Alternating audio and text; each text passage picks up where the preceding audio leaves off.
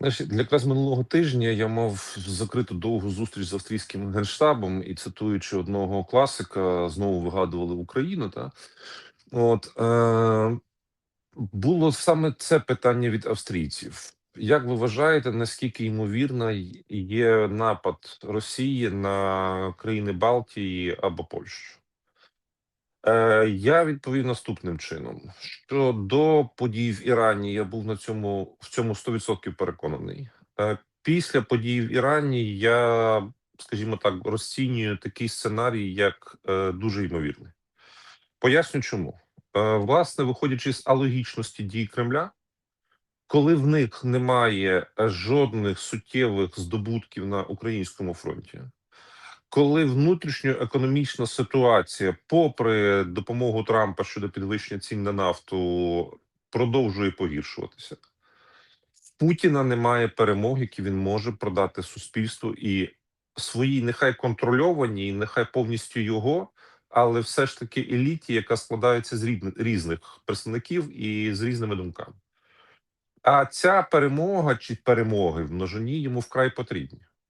Бо головна психологічна особливість російської держави чи держави, яку контролює Кремль на окупованих територіях, а вони всі окуповані, починаючи з стін Кремлівського палацу, якщо цар слабкий, його знищують.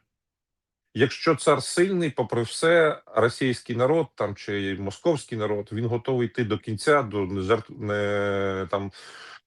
жертвуючи усім, не дивлячись на втрати. І от власне наступ, спроба атакувати умовно якусь нарву захопити, чи ще якусь історію, промацати, як відреагує країни НАТО, якщо не буде одразу нищівної відповіді, в чому росіяни до кінця не впевнені, тому не починають цю чергову авантюру. Але якщо відповіді нищівної не буде, будуть просуватися далі, і це буде продано як величезна перемога. Що, бачите, тепер ми атакуємо країни НАТО, а вони, як ми казали, безсилі, беззубі і взагалі не існують. Тому така загроза насправді дійсно є. Водночас це стосується вже країн-членів НАТО, як вони будуть реагувати, наскільки вони будуть готові, і тут ми можемо бути знову ж таки союзниками, як Володимир Олександрович любить розповідати останні 2 тижні, що він там підписав низку угод по передачі українських технологій, досвіду, дронів і всього іншого, хоча насправді нічого не відбулося, але це інше питання. Коли я почув від Зеленського от знову білоруський фактор, мене це трошки так розсмішило, тобі скажу відверто, бо загроза з боку Білорусі, вона завжди появляється з 2 джерел, з кремлівських джерел, коли вони хочуть спробувати відтягнути наші ресурси з східної ділянки фронту і кинути на білоруський напрям, щоб просто ми там сиділи, нічого не робили, бо наступу не буде, але ми відволікаємо значну частину людей і техніки. А другий варіант це коли ми чуємо від наших очільників, що ця загроза точно є, що тут зараз якісь будуть марші, прориви, все інше, щоб люди трохи знову нервували і забули якісь інші питання порядку денного, які нервують владу. Я вважаю, що ймовірність загрози наступу з боку Білорусі є доволі невисока. А для того, щоб вона була взагалі нульова, просто треба повернути Наєва на свою посаду. Генерал, якого вони бойового фактично відсунули, але який за час свого перебування в командуванні власне цього напрямку зміг видобути чудову систему фортифікації. І не треба боятися того, що там білоруси облаштовують якісь позиції там чи будують якісь дороги. Дороги, як вже переконався Володимир Олександрович, не є ключовим у війні. Питання в тому, наскільки ми замінуємося, наскільки ми окопаємося, наскільки ми будемо готові до оборони. Поки що на Білорусь, наскільки мені відомо, наступати ми не збираємося. Тому в першу чергу виправити кадрові помилки в армії насамперед. І це не тільки Наєва стосується. У нас ще один був генерал відправлений послом, тільки тому, що він комусь не подобався. А результат нового командуючого ми бачимо зараз на полі бою. Тому я би все-таки підходив з тої точки зору, що нам не треба апелювати до страхів чи займатися якимись гіпотетичними сценаріями. Нам треба виходити з реальної картинки і чітко визначити пріоритети діяльності державного апарату, який явно ще гіршому колапсі, ніж українська економіка. Ти знаєш, я хочу додати трохи. Я вважаю, що Зеленський зараз грає, я не жартую, я не перебільшую, грає в дуеті з Лукашенком. Тому що Лукашенко розігрує саме цю карту в Білорусі зараз. Він зробив заяву, що Білорусь разом з РФ готова воювати проти Польщі, країн Балтії та України. І він впевнений, що на Республіку Білорусь насувається напад з боку цих країн чик-чирик, і він готовий застосувати всю зброю, яка є чик-чирик, і всім мало не здасться. Дивись, от ну жарти жартами, але ж це заява, і вона синхронна з Зеленським. Враховуючи, як вони один до одного мали симпатію, враховуючи, що Володимир Олександрович повідомляв Лукашенко про вагнерівців, зірвав операцію, враховуючи, як купували електроенергію в Білорусі за копійки, а потім ділилися прибутком через компанію з шейхами, до якої, до речі, журналісти писали, має відношення Арахамія. Так от, враховуючи все це і скільки всього приїхало на велике крадівництво з Білорусі, я не буду здивований, якщо Володимир Олександрович цинічно і зухвало, традиційно проводить спільне ІПСО разом з Лукашенко. Лукашенко проти свого народу, Зеленський проти свого. В мене чітке відчуття, що це не некомпетентність і не ідіотизм Зеленського, а спланована інформаційна психологічна операція. Бо ти правий на 100%. Бачиш, от докази цьому просто на поверхні лежать.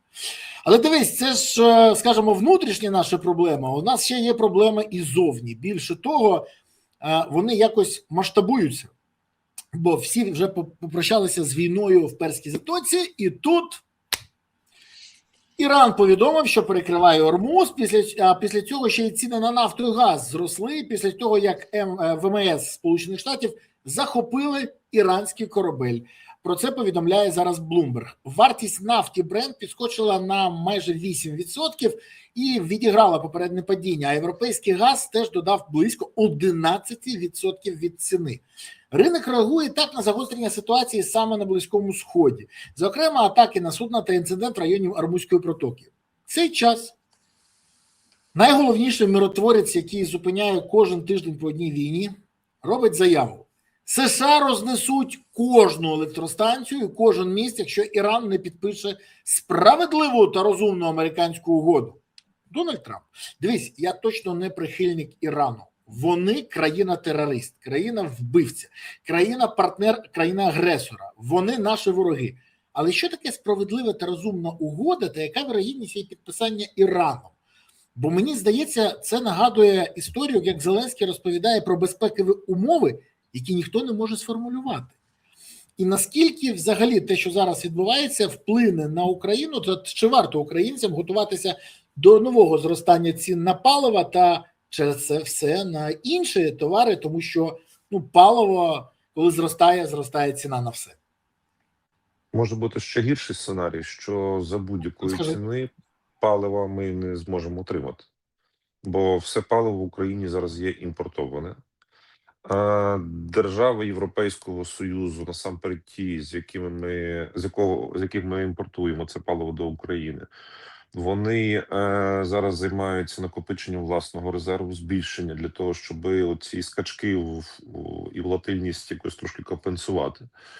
І можуть бути і фізичні обмеження на експорт з цих держав. І ми повинні до цього теж бути готові. От я розумію, що саме про це була заява Зеленського, що він особисто домовився про експорт дизелю з Саудівської Аравії. Правда, як, з ким, в яких обсягах і коли, ми так і не дізналися, але фраза це прозвучала.